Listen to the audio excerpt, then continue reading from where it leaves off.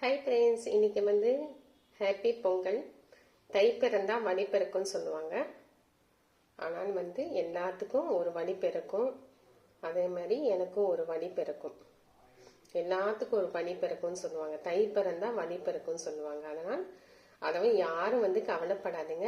உங்களுக்கு தை பிறந்துச்சுன்னா வழி பிறக்கும்.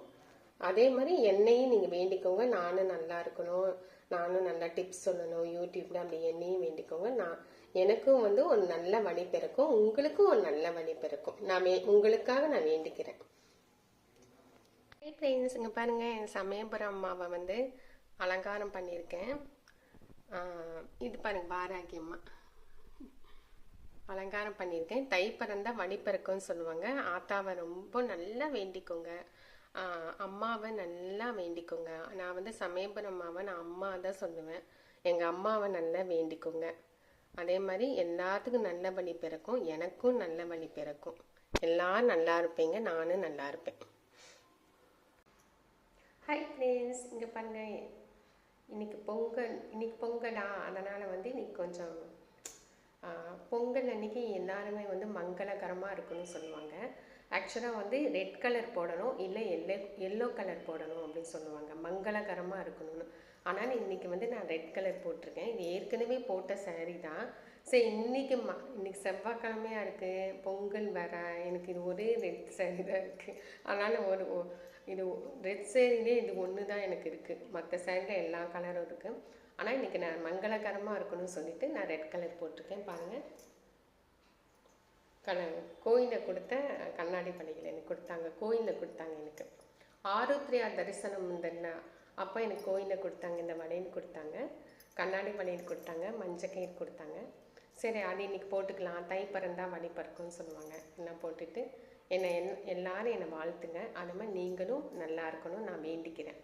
அடுத்தது பாருங்கள், இது என்னன்னு தெரியுமா? இது வந்து லிப்ஸ்டிக் நினச்சிக்கானுங்க. இது வந்து என்னென்னா ஹேர் டை.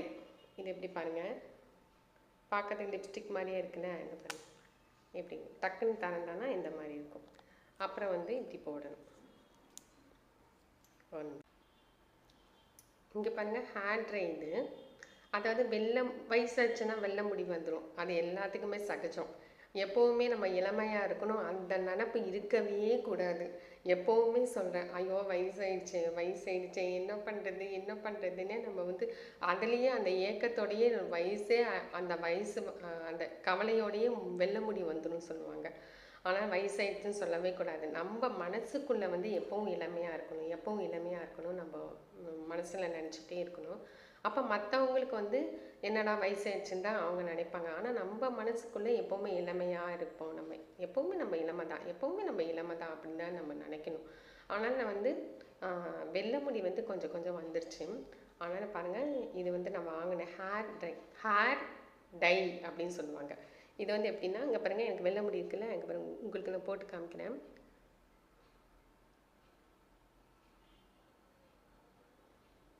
தெரியுதா? பாருங்க, சூப்பராக போகுதுங்க. சூப்பராக இருக்கு. பார்த்து போடணும். சூப்பர் ஆயிடுச்சு.